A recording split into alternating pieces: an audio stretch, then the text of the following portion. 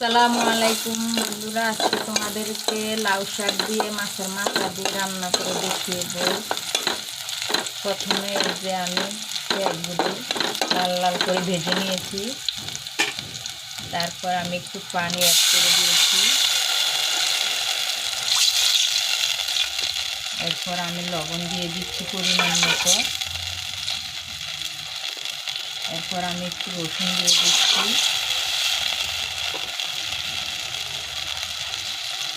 এক চামচ হলুদের গুঁড়ো দিয়ে দিচ্ছি, হালকা একটু মরিচের গুঁড়ো দিয়ে দিচ্ছি। আমি মাছের মাথাটা এখানে অ্যাড করে দিয়েছি।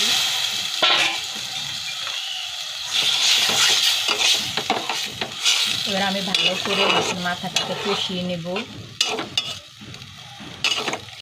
এরপর যে আমার মাছের মাথাগুলো কষানো শেষ, এবার মাছের মাথাগুলোকে আমি উঠিয়ে নেব একে একে। এই যে আমার মাছের মাথাগুলো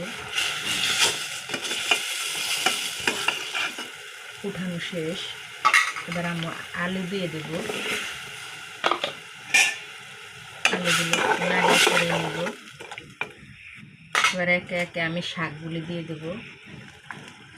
এই দেখেন শাকগুলোকে দিয়ে দিচ্ছি। শাকগুলো দেওয়া হয়ে গেছে, এবার আমি এর সাথে কাঁচামরিচ দিয়ে দেবো। এবার শাকগুলোকে ভালো করে আমি কষিয়ে নেব। কিছুক্ষণ পর ফিরে আসছি।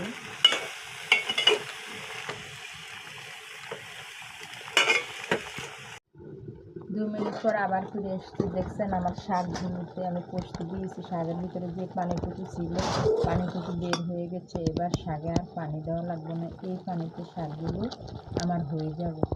আপনারা যারা আমার ভিডিও দেখতেছেন একটা লাইক দিবেন প্লিজ, আর আমার পুরো ভিডিওটা দেখবেন। যারা যারা আমার নতুন বন্ধু আছেন তারা সাবস্ক্রাইব করে দিবেন।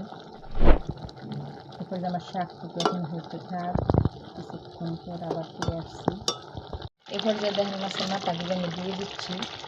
মাছের মাথাগুলো দিয়ে ভালোভাবে এভাবে নাড়াচাড়া করবেন।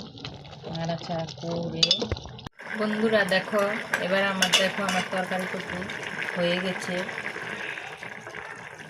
আল্লাহ হাফেজ।